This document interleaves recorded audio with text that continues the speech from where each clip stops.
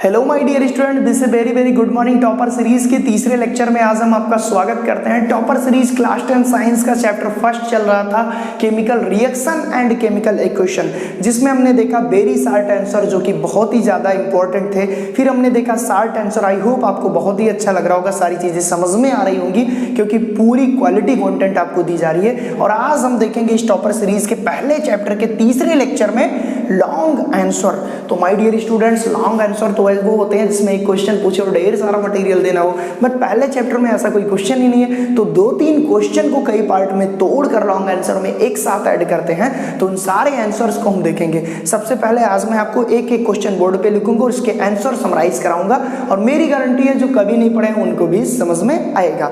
तो सबसे पहला लॉन्ग आंसर हमारा क्या है कि what happened a piece of, यहाँ पे लिख ले रहे हैं भैया, देखिए भूल गए, what happened when a piece of.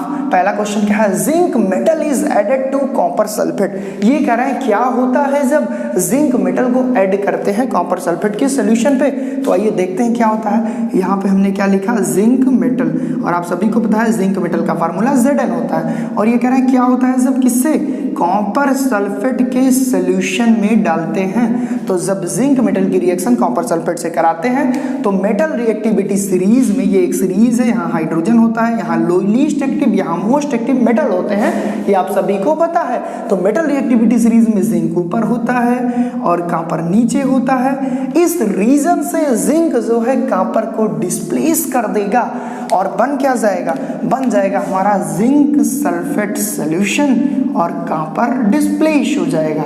तो अब ऐसी रिएक्शन आपको एग्जाम में मिलेगी तो बहुत ही आसानी से आप कर सकते हो। कैसे करोगे, when zinc metal is treated with copper sulphate, तो क्या होगा, जिंक सल्फेट बन जाएगा और कॉपर निकल जाएगा। ऐसी रिएक्शन को हम डिस्प्लेसमेंट रिएक्शन कहते हैं, और इस टाइप के बहुत सारे क्वेश्चन हमने प्रीवियस लेक्चर में देख चुका है। नेक्स्ट क्वेश्चन इसी का पार्ट है B, aluminium metal is added to dilute hydrochloric acid.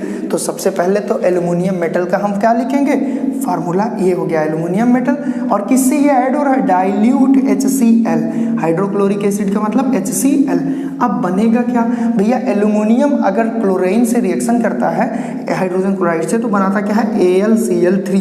तो रिएक्शन तो बैलेंस नहीं है सर, AlCl3 करेंगे, यहाँ पे 3 क्लोरीन चाहिए क्योंकि यहाँ भी 3 है, तो हमने यहाँ 3 लिख दिया। तो जब यहाँ 3 लिखा तो 3 हमारे H हो गए। अब सर यहाँ पे एल्यूमिनियम अकेले है तो ये 3 हाइड्रोजन आप कैसे लिखोगे, तो बात फंसी। सही बात है, 3 हाइड्रोजन तो यहाँ लिखा नहीं जा सकता, तो क्या करेंगे हम लोग, अगर हम 3 हाइड्रोजन लिखें तो ये रिएक्शन गलत हो जाएगी, तो हम H2 कर दे रहे हैं, 3H2, तो यहाँ 6 हाइड्रोजन हो गए। अब जब यहाँ 6 हाइड्रोजन है तो यहाँ भी हमको क्या लिखना पड़ेगा, 6 हाइड्रोजन, यहाँ भी हमने 6 हाइड्रोजन लिख दिया। अब 6 क्लोरीन है तो 6 क्लोरीन, यहाँ तो 3 ही है, यहाँ पे 2 से मल्टीप्लाई कर दिया, 6 क्लोरीन हो गया और यहाँ पे 2 कर दिया, तो ये हमारी हो गई रिएक्शन। तो इन्होंने कहा कि क्या होता है जब एल्यूमिनियम मेटल को ऐड करते हैं डाइल्यूट HCl में, तो क्या होता है, AlCl3 बनता है, एल्यूमिनियम ट्राइक्लोराइड बनता है और हाइड्रोजन गैस निकल जाती है। तो ये रिएक्शन भी मोस्ट इंपॉर्टेंट क्वेश्चन में आपके मेंशन है। बात करते हैं इसी के तीसरे पार्ट की। तो क्वेश्चन है, silver metal is added to copper sulphate. ये कह रहे हैं कि ये हमारी हो गई सिल्वर मेटल जिसको Ag कहते हैं, इसका एडिशन हो रहा है किसमें, कॉपर सल्फेट में। तो क्या होगा, तो माय डियर स्टूडेंट जल्दी से दिमाग लगाइए कि सिल्वर ऊपर है कि कॉपर ऊपर है, तो तुरंत आपके दिमाग में क्वेश्चन आंसर आएगा, अरे सर कॉपर ऊपर है सिल्वर नीचे है, और जो मेटल एक्टिविटी सीरीज में ऊपर है वो अपने से नीचे वाले को डिस्प्लेस कर देती है। तो क्या होगा, यहाँ तो भैया सिल्वर नीचे है तो क्या इसको डिस्प्लेस कर पाएगी, जाएगी, लेकिन हार जाएगी और ये रिएक्शन नहीं होगी। आप क्या लिखोगे, नो रिएक्शन। रीजन क्या दोगे, because copper is more reactive than silver, hence it does not shows displacement reaction. तो ये हमारा पहला लाइन आंसर कंप्लीट हुआ जो कि मोस्ट फ्रिक्वेंटली पूछा गया है आपके प्रीवियस ईयर क्वेश्चन पेपर में। तो आई होप आप सभी को समझ में आया। अब जल्दी से लीजिए इसका स्क्रीनशॉट और हम देखें नेक्स्ट क्वेश्चन। अब हम बात करते हैं सेकंड क्वेश्चन की, जो कि हमारा लॉन्ग आंसर टॉपर सीरीज का क्वेश्चन है। सेकंड क्वेश्चन है दूसरे का, जिसमें 3 पार्ट में डिवाइड है। मैंने आपको पहले ही बताया कोई भी क्वेश्चन अकेले आपको लॉन्ग में नहीं आएगा। पहला क्वेश्चन है, give an example of a combination reaction which is exothermic. ये कहते हैं कॉम्बिनेशन रिएक्शन का एक ऐसा एग्जाम्पल दीजिए जो एक्सोथर्मिक भी हो।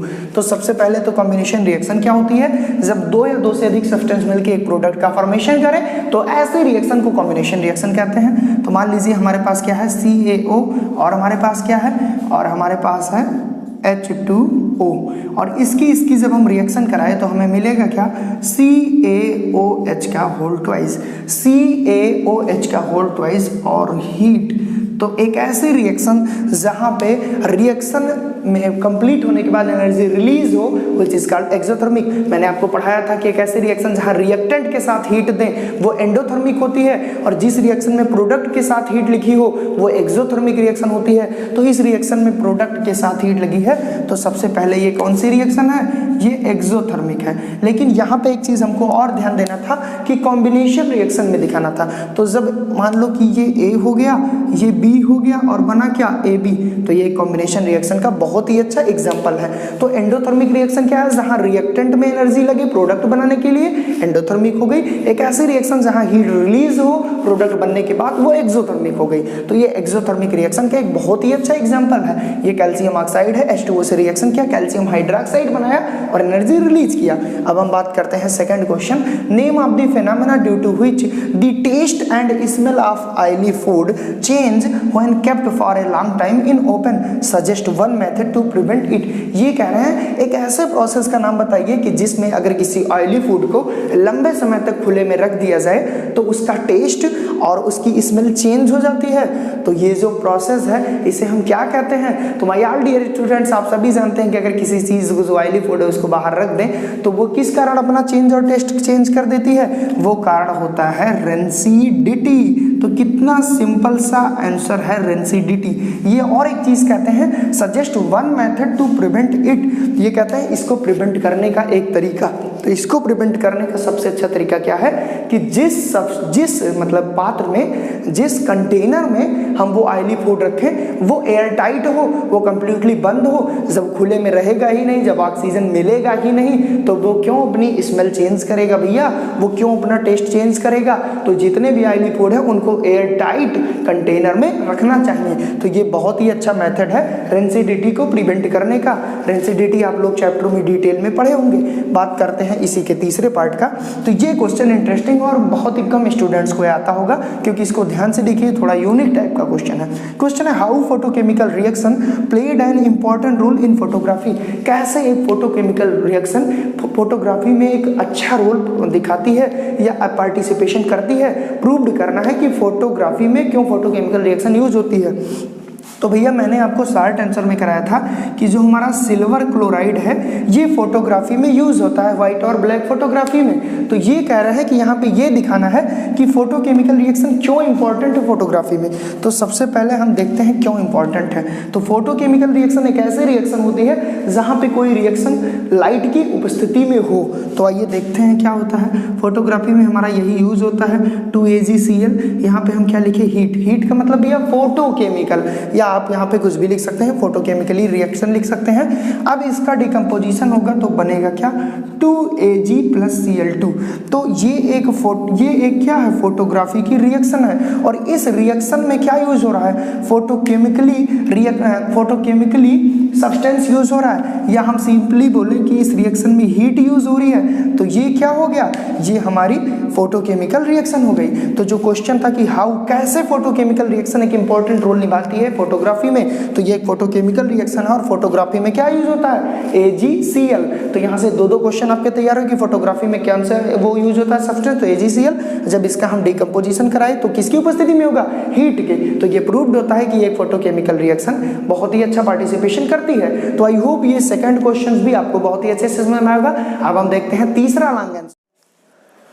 माय डियर स्टूडेंट्स, बात करें अगर तीसरे लाइन आंसर की, तो ये बहुत ही अच्छी रिएक्शन इसमें कहा गया, आइडेंटिफाई द ऑक्सीडाइजिंग एजेंट, जिसको हम ऑक्सीडेंट बोलते हैं, इन द फॉलोइंग रिएक्शन। तो ये भी हमारे लॉन्ग क्वेश्चन में बहुत ही ज्यादा बार पूछा गया है, हमको इसमें ऑक्सीडाइजिंग एजेंट या ऑक्सीडेंट को बताना है। तो सबसे पहले आपको एक बेसिक आइडिया दे दूं कि किसी रिएक्शन में जिसका ऑक्सीडेशन होता है वो रिड्यूसिंग एजेंट होता है। मैं यहाँ पे बता दे रहा हूँ, जिसका ऑक्सीडेशन होता है वो रिड्यूसिंग एजेंट होता है।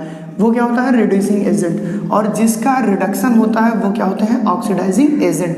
तो आपको यहाँ पे ऑक्सीडाइजिंग एजेंट निकालना है। इसका मतलब कि जो इस रिएक्शन में रिडक्शन शो करेगा वो ऑक्सीडाइजिंग एजेंट या ऑक्सीडेंट होगा। तो बात करें अगर पहली रिएक्शन में, तो यहाँ पे आप देखेंगे कि क्या लिखा है? Pb3O4 और यहाँ पे फिर क्या हो गया है? PbCl2। स्टूडेंट्स, अगर हम बात करें यहाँ पे, तो यहाँ क्लोरीन -1 है, हाइड्रोजन +1 है। ये -1 से किस में कन्वर्ट हुए? 0 में। यानी कि -1 से 0 का मतलब इसका क्या हुआ? ऑक्सीडेशन हुआ। यहाँ पे क्लोरीन हाइड्रोजन के साथ थी और यहाँ पे क्लोरीन अकेले निकल गई, इसकी 0 ऑक्सीडेशन स्टेट हो गई, यहाँ पे ऑक्सीडेशन हुआ। और बात करें Pb3O4, तो यहाँ पे इसका क्या हुआ? रिडक्शन हुआ। और मैंने आपको पहले ही बताया है कि जिसका रिडक्शन होगा वही क्या होगा? ऑक्सीडेंट या ऑक्सीडाइजिंग एजेंट। तो ये क्या होगा? ऑक्सीडेंट। यानी कि पहले रिएक्शन में P3O4 हमारा क्या है? ऑक्सीडेंट है। तो ऐसे क्वेश्चंस भी एग्जाम में आते हैं जिसमें हमें ऑक्सीडेंट चूज करना होता है। वहीं पर अब हम बात करते हैं दूसरी रिएक्शन। तो मैग्नीशियम से ऑक्सीजन जुड़ रहा है, यानी कि मैग्नीशियम का ऑक्सीडेशन हो रहा है और यहाँ पे ऑक्सीडेशन रिएक्शन ही हो रही है। तो बात करें रिडक्शन किसका हो रहा है? इसका हो रहा है, ऑक्सीजन का। यहाँ पे ऑक्सीजन की ऑक्सीडेशन स्टेट 0 थी और यहाँ पे -2 हो गई। तो जब 0 से माइनस की तरफ बढ़ी तो क्या हो रहा है? रिडक्शन। और इस पूरी रिएक्शन में मैग्नीशियम का ऑक्सीडेशन हो रहा है, क्योंकि सारी रिएक्शन रिडक्स होती हैं। अगर एक का ऑक्सीडेशन होगा तो दूसरे का कंफर्म रिडक्शन होगा। तो अगर मैग्नीशियम का ऑक्सीडेशन हो रहा है तो ऑक्सीजन का रिडक्शन हो रहा है, और जिसका रिडक्शन होता है वही क्या होता है? ऑक्सीडेंट। तो यहाँ पे O2 ऑक्सीडेंट है। बात करें तीसरे रिएक्शन में, तो यहाँ पे देखिए कॉपर +2 स्टेट में है और यहाँ पे कॉपर 0 में है। तो इसका क्या हो रहा है? इसका रिडक्शन हो रहा है। क्यों भैया? +2 का मतलब इलेक्ट्रॉन निकाल दिया है और यहाँ पे 2 इलेक्ट्रॉन पा गया और न्यूट्रल स्टेट में हो गया। तो जिसका रिडक्शन होगा वो क्या है? ऑक्सीडेंट है। तो यहाँ पे रिडक्शन हो रहा है, इसका मतलब कॉपर सल्फेट क्या है? ऑक्सीडेंट है। और जिंक यहाँ फ्री स्टेट में था, न्यूट्रल में था, और जब यहाँ आया तो जिंक 2+ के फॉर्म में हो गया, 2 इलेक्ट्रॉन इसने निकाल दिया, इसका मतलब यहाँ ऑक्सीडेशन हुआ। तो किसी भी रिएक्शन में रिडक्सी होती है, ऑक्सीडेशन अगर एक कर रहा है तो दूसरा रिडक्शन करेगा, और जो रिडक्शन शो करेगा वही ऑक्सीडेंट या ऑक्सीडाइजिंग रिएजेंट होगा। बात करें इसमें, तो यहाँ पे कॉपर 2+ के फॉर्म में है, ऑक्सीजन 2- के फॉर्म में है, यहाँ पे हाइड्रोजन 0 के फॉर्म में है। अब ये हाइड्रोजन 0 से यहाँ +1 पहुंचा, इसका मतलब कि एक इलेक्ट्रॉन इसने निकाल दिया, तो यहाँ पे क्या हुआ? ऑक्सीडेशन। और जब हाइड्रोजन का ऑक्सीडेशन हुआ तो Cu का क्या होगा? रिडक्शन। क्यों भैया? यहाँ +2 था, यहाँ 0 हो गया, यहाँ 2 इलेक्ट्रॉनों की कमी थी, यहाँ 2 इलेक्ट्रॉन पा गया, तो addition of electron is called reduction. और जिसका होता है रिडक्शन वही क्या होते हैं? ऑक्सीडेंट। तो इस रिएक्शन में ऑक्सीडेंट हमको चूज करना था, और ये बहुत ही ज्यादा इंपॉर्टेंट रिएक्शन है बोर्ड के दृष्टिकोण से। तो इसमें क्या हुआ? Pb3O4 हमारा ऑक्सीडेंट है, इसमें O2 हमारा ऑक्सीडेंट है, इसमें CuSO4 ऑक्सीडेंट है, इसमें CuO। अब ओवरऑल आपको कंक्लूड करूं कि जिसका ऑक्सीडेशन होगा वो रिड्यूसिंग एजेंट होगा, वो रिडक्टेंट होगा, और जिसका रिडक्शन होगा वो ऑक्सीडाइजिंग एजेंट होगा। अब हम बात करते हैं क्वेश्चन नंबर 4 की, जो कि लॉन्ग आंसर में है। आइए देखते हैं। अब हम बात करते हैं चौथे लॉन्ग क्वेश्चंस की, जो कि बहुत इंपॉर्टेंट है, 2 पार्ट में डिवाइड है। क्वेश्चन है, right the balance chemical equation for the following and the identify the type of reaction. सबसे पहले तो हमको केमिकल इक्वेशन को बैलेंस करना है और फिर बताना है कि ये किस टाइप की रिएक्शन है। तो क्वेश्चंस क्या है? Potassium bromide plus barium iodide की रिएक्शन करानी और बनाना क्या है? Potassium iodide plus barium bromide. तो सबसे पहले सबका फार्मूला लिखते हैं। पोटेशियम ब्रोमाइड का मतलब होता है KBr, इसकी रिएक्शन करानी है बेरियम आयोडाइड से, इसका मतलब BeI2 से करानी है। और वहां पे क्या बन रहा है? पोटेशियम आयोडाइड बन रहा है Ki plus barium bromide BeBr2।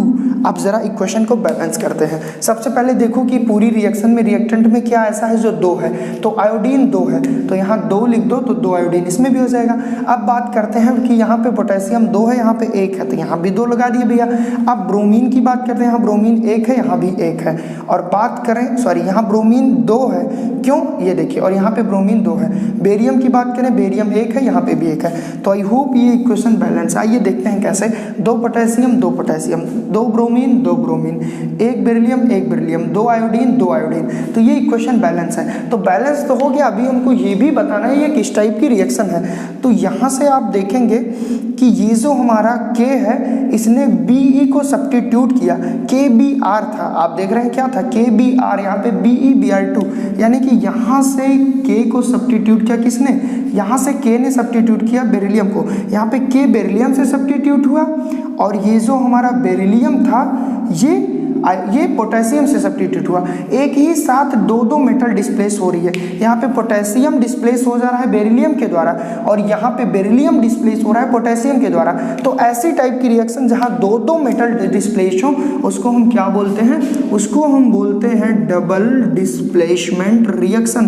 क्या बोलते हैं, डबल डिस्प्लेसमेंट रिएक्शन। आप सिंपली देख सकते हैं कि यहाँ पे पोटेशियम बेरियम के द्वारा सब्स्टिट्यूट हुआ, ब्रोमीन के साथ पोटेशियम था, ब्रोमीन के साथ बेरियम हो गया, यहाँ पे आयोडीन के साथ बेरिलियम था, आयोडीन के साथ पोटेशियम हो गया, तो ये डबल डिस्प्लेसमेंट रिएक्शन हो गई। अब बात करते हैं इसकी, क्या लिखा है, जिंक कार्बोनेट। तो जिंक कार्बोनेट का जो फार्मूला होता है ZnCO3 होता है और जिंक कार्बोनेट की जब हमने रिएक्शन कराई तो क्या बना, जिंक ऑक्साइड, तो ZnO बना दिया और क्या बना, CO2। जरा देखिए रिएक्शन बैलेंस है, तो एक जिंक है, कितने कार्बन है, एक है, 3 ऑक्सीजन 3, तो ये रिएक्शन बैलेंस है। बट ये रिएक्शन है कौन सी, जहां पे एक सब्सटेंस दो या दो से अधिक पार्ट में टूटे, ऐसे रिएक्शन को हम क्या बोलते हैं, डीकंपोजिशन रिएक्शन। तो आपको बहुत ही अच्छे से समझ में आ गया होगा कि ये जो लॉन्ग क्वेश्चन है कैसे टाइप से पूछे जाएंगे, कोई भी रटने वाला क्वेश्चन एग्जाम में नहीं आएगा, सारे के सारे कॉन्सेप्ट बेस्ड क्वेश्चंस आएंगे। तो आई होप आपको लॉन्ग आंसर का ये सारे क्वेश्चंस पसंद आए होंगे और सब बहुत ज़्यादा डिटेल में समझ में आए होंगे। टॉपर सीरीज का 3 लेक्चर पढ़ चुका है, chemical reaction and equation chapter completely खत्म हो चुका है। नेक्स्ट लेक्चर में हम देखेंगे एसिड बेस साल्ट, उसके पहले हम एक लाइव सेशन लेंगे जहां पे आपके और सारे डाउट को क्लियर कर दिया जाएगा। तो अगर वीडियो अच्छा लगा हो, सारी चीज़ें अच्छी लगी हो, टॉपर सीरीज अच्छा लगा हो तो ज़्यादा से ज़्यादा स्टूडेंट तक शेयर करिए और आपके और मेरे सपने को, आपको टॉपर बनाना जो है उसको साकार करिए। आज के लिए बस इतना ही, आपके बोर्ड एग्जाम के लिए best of luck, thank you so much.